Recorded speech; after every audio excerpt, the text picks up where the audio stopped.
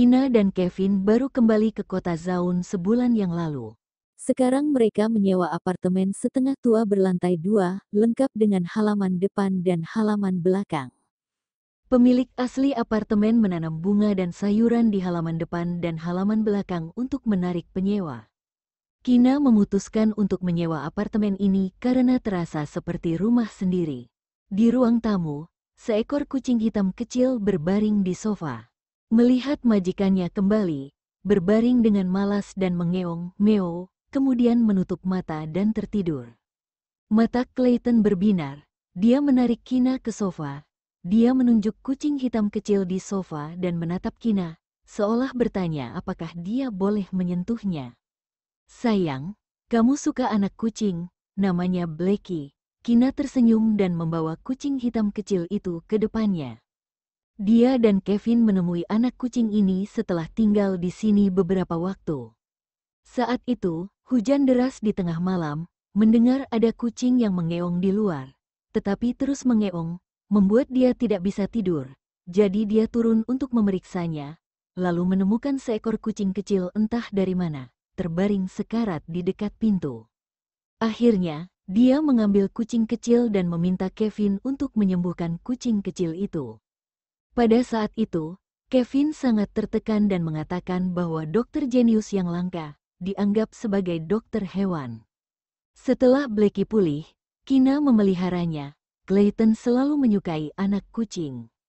Paman ketiganya memiliki kucing seputih-putih, namanya Jimbo. Kemudian, dia baru mengetahui bahwa batu bara itu warnanya hitam, tidak mengerti kenapa namanya Jimbo. Dia juga menginginkan Jimbo, tetapi paman ketiganya tidak mau memberikan kepadanya, dan ayahnya juga tidak mau membelikannya seekor kucing.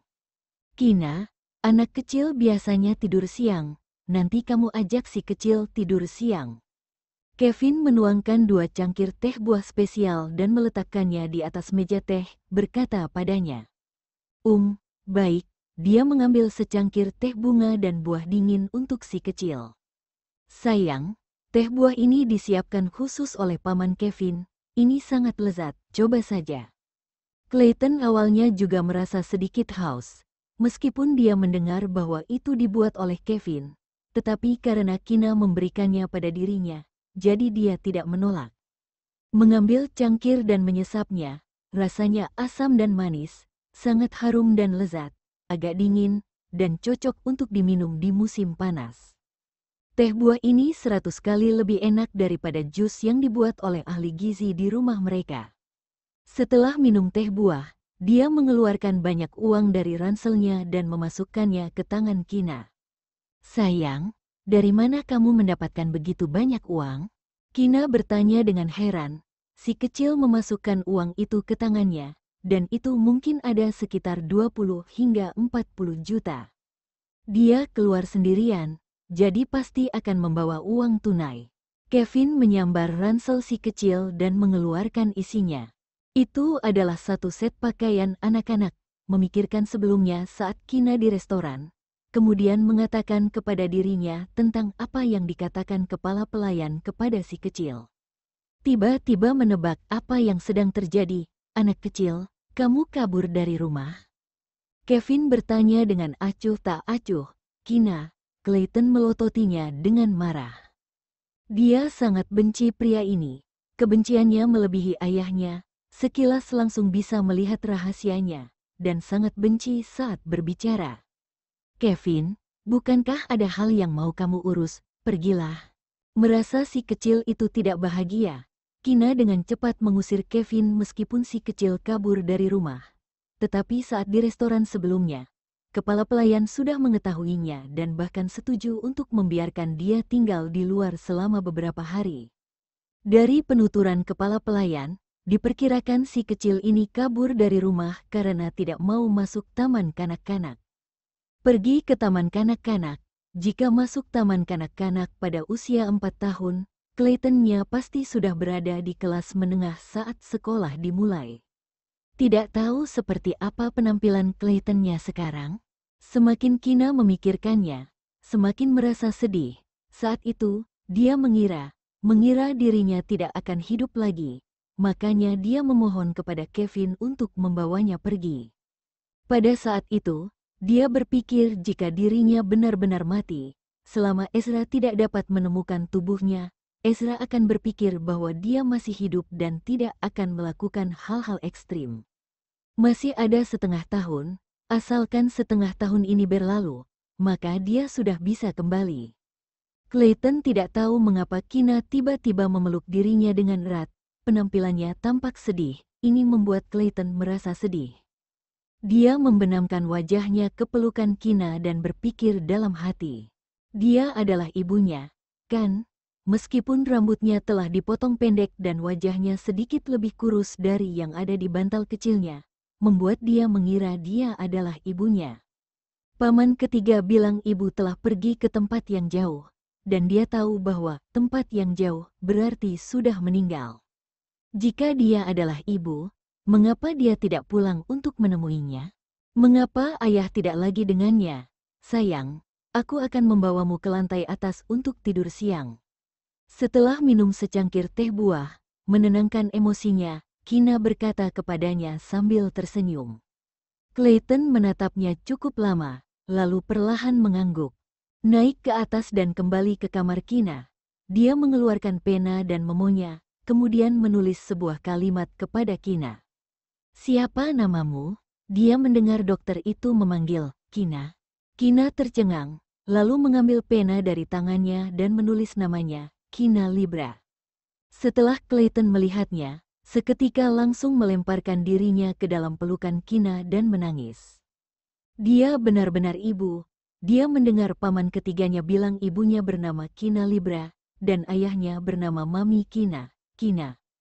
Dia juga mendengar dari paman ketiganya, katanya saat dia belum lahir, ayahnya mengira dia adalah anak perempuan, jadi memanggilnya bayi cantik, kemudian setelah lahir, ternyata dia adalah anak laki-laki. Paman ketiga mengatakan ayahnya menangis dengan gembira, kemudian memanggilnya si kecil pemarah. Ada apa, sayang? Kenapa kamu menangis lagi? Jangan menangis, jangan menangis. Apa yang ingin kamu lakukan? Beritahu Bibi, Kina bertanya dengan bingung, tidak mengerti kenapa dia tiba-tiba menangis lagi. Si kecil itu menatapnya dengan mata merah, mengendus dan menggelengkan kepalanya. Melihat dia menolak untuk mengatakannya, Kina tidak terus bertanya, kemudian dengan lembut menyeka air mata dari wajahnya. Sudah, tidurlah. Dia menulis sebuah kalimat, bisakah kamu tidur denganku? Kina menatap matanya penuh harapan dan memohon, hatinya luluh, dia tidak bisa mengucapkan kata-kata untuk menolak. Terlebih lagi, dia juga memiliki kebiasaan tidur siang, jadi dia mengangguk. Clayton langsung tersenyum senang saat mendengarnya, dan menariknya untuk berbaring bersama. Kina melihat detik sebelumnya dia menangis, sekarang setelah hujan turun, langit menjadi cerah, Kina tersenyum tak berdaya, memang anak kecil. Clayton mengangkat tangannya dan dengan lembut menyentuh rambut pendeknya yang lembut dan halus, dia masih menyukai penampilan ibu yang berambut panjang di bantal kecil. Kina dengan polos hanya berpikir si kecil sedang bermain-main dengan rambutnya. Entah kenapa, dia tiba-tiba tidak bisa mengendalikan emosi di hatinya, berkata dengan tenang, Bibi dulu berambut panjang, tetapi karena sakit, rambut menjadi rontok dan kemudian tumbuh baru lagi. Kina dengan polos hanya berpikir si kecil sedang bermain-main dengan rambutnya. Entah kenapa, dia tiba-tiba tidak bisa mengendalikan emosi di hatinya, berkata dengan tenang, Bibi dulu berambut panjang, tetapi karena sakit, rambut menjadi rontok dan kemudian tumbuh baru lagi. Tatapan mata Clayton menatapnya sesaat, merasa sangat sedih. Ketika dia masih sangat kecil, sudah bisa mengingat banyak hal. Ingat ketika dia pergi ke rumah sakit untuk menemui kakeknya, dia melihat beberapa paman dan bibi di rumah sakit, dan rambut mereka rontok karena sakit. Ketika dia kembali nanti, paman dokter mengatakan bahwa paman dan bibi itu telah pergi ke tempat jauh, ke depannya tidak akan sakit lagi. Dia ingat saat melihat di TV. Pergi ke tempat yang jauh berarti sudah meninggal, jadi tidak akan pernah ketemu lagi. Ibu bukan sengaja tidak ingin dia dan ayah, tetapi hanya pergi untuk mengobati penyakitnya. Dokter itu juga mengatakan tubuh ibu tidak sehat, tidak bisa menggendongnya, dan juga tidak boleh makan sembarangan. Tiba-tiba, Clayton bangkit dari tempat tidur dan menulis beberapa kata dengan pena dan kertas. Rambutmu tidak akan rontok lagi, kan? Aku suka rambut panjang kamu. Dalam hatinya sangat takut, jika rambutnya rontok lagi, kedepannya mungkin tidak akan bisa bertemu dia lagi, tidak lagi. Setelah setengah tahun lagi, aku sudah bisa pulang. Kina berkata dengan penuh harapan dan kerinduan yang besar. Mendengar jawabannya, Clayton akhirnya merasa lega. Segera, seolah memikirkan sesuatu, dia menulis kalimat lain dan bertanya padanya, apa di rumahmu punya teman kecil? Ada. Kina memikirkan Claytonnya tiba-tiba tenggelam ke dalam ingatan masa lalu, melihat ke langit-langit dan bergumam pada diri sendiri, Claytonku sudah hampir berusia 5 tahun, usianya mungkin hampir sama denganmu, mungkin sudah di kelas menengah di taman kanak-kanak. Anak-anak lain saat tumbuh gigi itu 2 gigi. Claytonku tumbuh 4 gigi sekaligus. Saat giginya tumbuh, dia menggigit ayahnya. Clayton diam-diam mendengarkan Kina berbicara tentang masa kecilnya. Ayahnya tidak ingat apapun, jadi tidak mungkin menceritakan pada dirinya tentang masa kecilnya. Dia sudah pernah bertanya kepada paman ketiganya, dan paman ketiganya bilang pada saat itu, ayah, ibu, dan dia semua di Elysium, dan saat akhir pekan baru kembali ke keluarga Okto, paman ketiga hanya tahu sedikit tentang masa kecilnya. Setelah Kina kembali sadar, dia menemukan Clayton sudah tertidur di sampingnya. Kina tersenyum, matanya penuh kelembutan, telapak tangannya menyentuh pipi Clayton, dalam hati berpikir, si kecil ini sangat tampan, dengan kulit mat yang begitu sempurna, sangat halus, bibir merah dan gigi putih. Saat bangun, mata yang besar seindah permata hitam, bulu mata panjang melengkung, alisnya sangat bagus, dan rambut sangat lembut dan halus. Tidak tahu Clayton dan bayi ini, siapa yang akan terlihat lebih tampan. Sore hari Kina terbangun, tetapi sebelum membuka matanya, dia merasakan ada sebuah tangan kecil yang lembut menyentuh pipinya. Agar tidak merusak minat si kecil, dia tidak membuka matanya dan memilih untuk terus berpura-pura tidur. Tidak lama kemudian, si kecil menarik kembali tangannya, dan Kina menunggu beberapa detik lagi. Begitu dia membuka mata, kebetulan melihat si kecil itu mencium pipinya dengan ringan. Clayton tidak menyangka Kina tiba-tiba membuka matanya, dan untuk beberapa saat dia tercengang seolah-olah ketahuan telah melakukan hal buruk dan tidak tahu bagaimana harus bereaksi. Kina memeluknya dan berkata sambil tersenyum, sayang, kamu mencium aku diam-diam. Karena ketahuan, pipi Clayton segera memerah, merasa sedikit bingung, dan menunduk tidak tahu bagaimana menjelaskan kepadanya. Apa dia akan berpikir kalau dirinya adalah anak nakal yang mengambil keuntungan dari anak perempuan.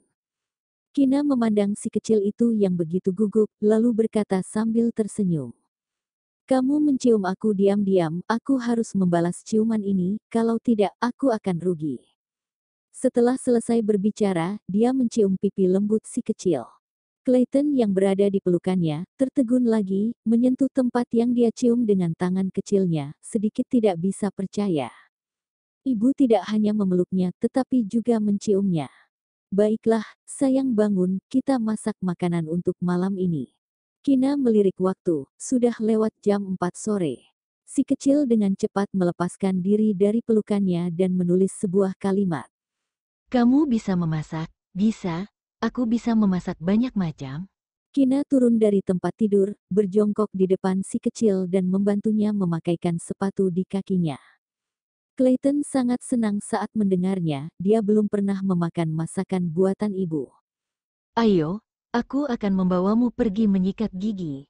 Dia mengulurkan tangan pada si kecil. Clayton mengangguk dan mengikutinya ke kamar mandi. Di dalam kamar mandi Kina membongkar sikat gigi anak-anak yang baru dibeli, meletakkan pasta gigi anak-anak, dan memberinya segelas air. Setelah membantu si kecil, dia mengambil pasta gigi dan menyikat giginya sendiri.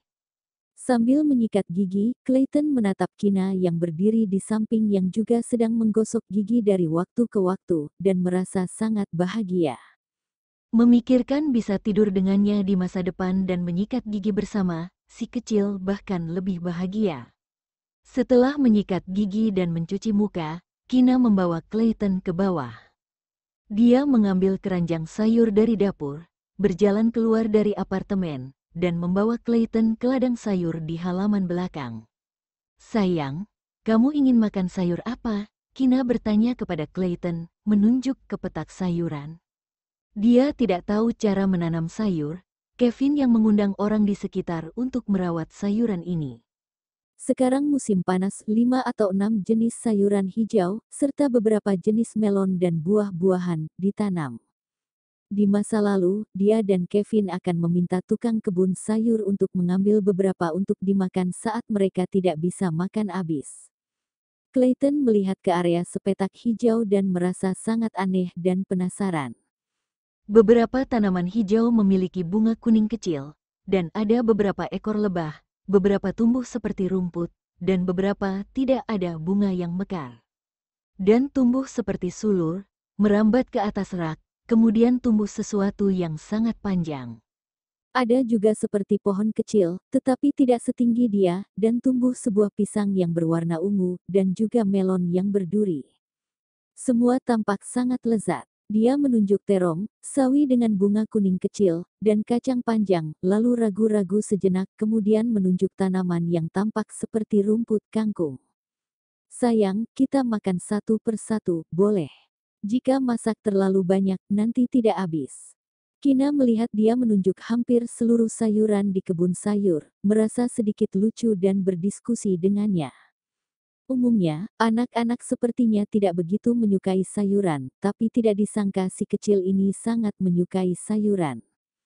Clayton ragu-ragu sejenak, memikirkan dia bisa tinggal di sini selama beberapa hari, lalu dengan setuju menganggukkan kepalanya dan menunjuk sawi dengan bunga kuning kecil. "Kalau begitu kita akan makan sawi malam ini." Dia memegang tangan si kecil dan berjalan menuju kebun sayur sawi. Sawi. Clayton membacanya dalam hati dan mengingatnya. Melihat Kina menarik sawi satu persatu, Clayton melihat gerakannya sedikit lambat, kemudian memikirkan perkataan dokter, mungkinkah karena tubuhnya yang tidak begitu baik, makanya gerakannya lambat. Jadi dia segera pergi membantu, entah sawi itu besar atau kecil, dia mencabutnya setumpuk kecil dan meletakkannya di depan Kina.